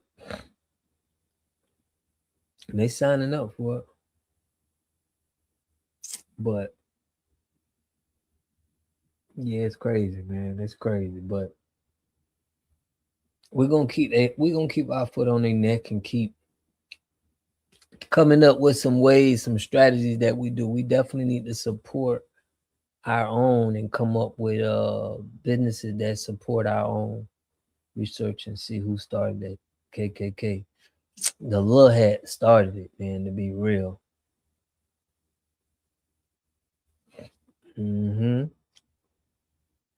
It's just they paying them so much money too, man. They giving them a bag, but they don't got no principles, no moral. Democrat. Yeah, for that bag, man, they gonna, they selling out, but they ain't gonna be able to keep doing this because we gonna expose them. They're not gonna be able to. Their purpose is for us, is for black people to get our influence. Once they don't get that no more, they don't really need them. So they end up throwing these people under the bus. Because once they see black people ain't clicking on to them, you can't put nobody in front of FBAs. You got to have people that's solid, that really standing on real business. So you seen what happened to Barack. Everybody thought he was the next coming of Jesus. And then we seen he ain't about nothing. But they have no souls. No, man. She around here caping for immigration, just because you in Texas. That's how you want your legacy? Like, you don't want to be known of speaking up for your people? Like, you don't want to be known for saying nothing about your people? That's crazy to me. FBA stay focused on FBA. Trump cleaning our house for the next 3 years. Sold a soul for a jelly roll. Facts, bro. And they're gonna throw them out after they done with them. They're gonna have to come run back to the black community, bro. We seen this happens all the time. People ain't playing with y'all. They don't like you. They're just using you. So yeah, y'all, we're gonna be standing on deck, man. Make sure y'all, if y'all didn't, check out that last video with the petition in it. If y'all ain't already signed, make sure we sign it and keep pushing the envelope. And we want to start pushing our businesses, our black businesses for sure. So Democrats don't have soul, they have evil spirit. So yeah, man, I appreciate everybody for tapping in. You give her a new wig, and that's supposed to make us vote for her. Yeah, man, it ain't happening. It ain't happening, but we got some cancellations coming up. We're gonna have to call out politicians separate by name and get them up out of here. Right when it's time for them to try to start electing for something, that's when we're gonna come out. Bam. These people have no support in the black community whatsoever. Like, we ain't finna make it seem like you using us off clout no more. You running for these positions. Oh, it's a black, Nah. You crashing your party. But yeah, man, I appreciate y'all tapping in. Finna get on this stove and cook me up some. Friday, I was finna check out that little Diddy thing, that Diddy documentary. Probably do a review on that. I don't know, I'm gonna see. Good information. We'll share, spreading the word. Yeah, man, we gotta spread the word. We gotta hold a fire to this.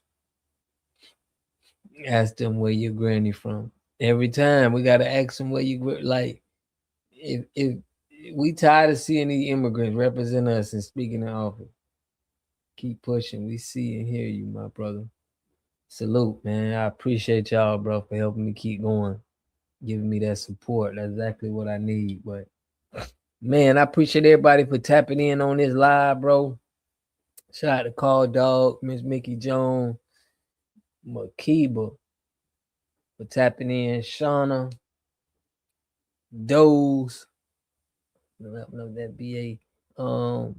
Everybody who tapped in, man, the Red State, Blue State. We got Quentin tapped in with us, Unicorn Squad. Shout out to you, brother. And Soprano, he was in here with us, man. We appreciate everybody who tapped in. And make sure if y'all don't, man, hit that subscribe button, hit that like button, push me on the algorithm. We do got the petition out. We got more cancellations coming up.